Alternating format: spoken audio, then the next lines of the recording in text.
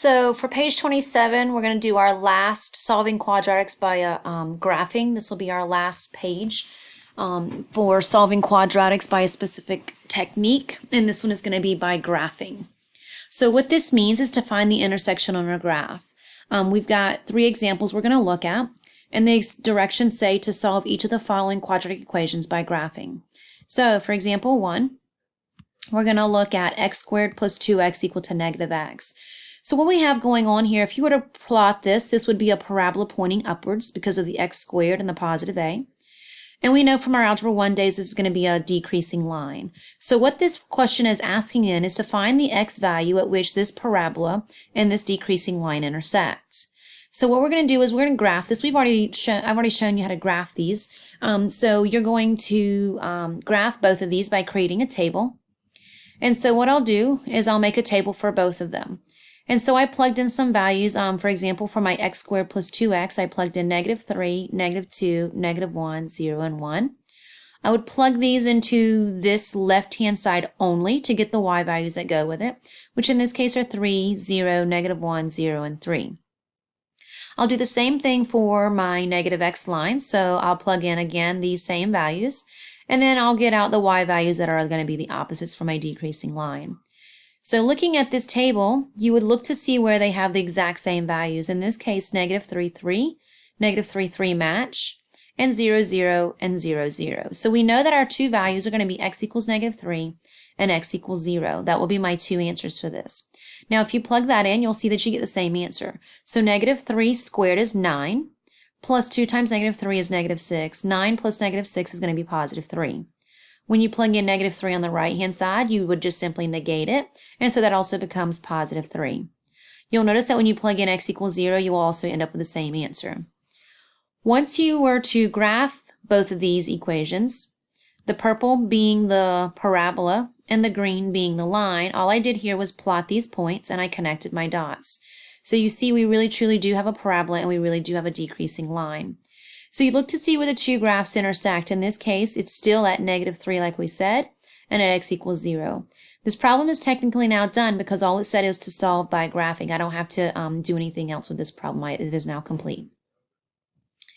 For example 2, we have a parabola, x squared minus 8x plus 12, and I want to know when it's equal to 0. Now, this 0 is actually a constant. It's at y equals 0, which happens to be the x-axis. So what I'm asking then is when does this parabola basically hit the x-axis? That's the question. So I'll do the same thing. I'll go ahead and plot this. So I'll put some points on a table. This time, I plugged in these 5, 1, 2, 4, 6, and 7. And then I plug those into my original x squared minus 8x plus 12, which is the left-hand side. And I got out these values, 5, 0, -4, 0, and 5. Well, the only two values that have a 0 for the y is 2, 0, and 6, 0. Which means, since I have it set equal to 0, basically what it means is I'm looking for the x-intercepts. In this case, that is going to be at x equals 2 and x equals 6. So if I were to plot these, the line y equals 0 would be this green line right here, right at the x-axis. It's hard to see because it's on the x-axis. And then when I plot these 3 points, when I plot these 5 points, I had to change my scale on my x-axis so that I could get to my 7, 5 there and my 6. So I'm counting by 2's on this x-axis.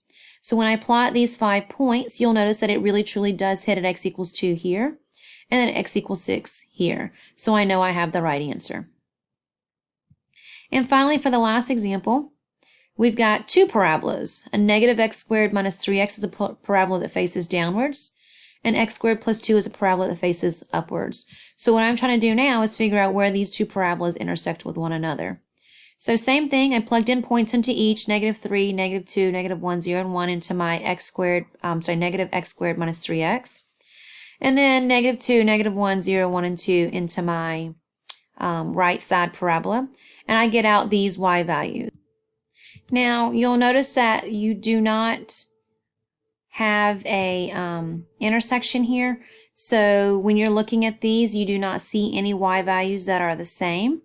So what we can try doing now is we can plot these and see if they intersect at any point, because they very well could be intersecting. We just can't see it on the actual table itself. So they could be intersecting at maybe a decimal value or an irrational value. So when I go to plot these two parabolas, my upside down parabola is going to be here in purple.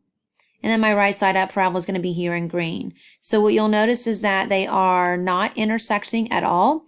So in this case, I would have no real solution. So if I were to try to solve this, that would mean I would have a square root of a negative somewhere in my problem. And so this is now the end of page 27, solving quadratic equations by graphing.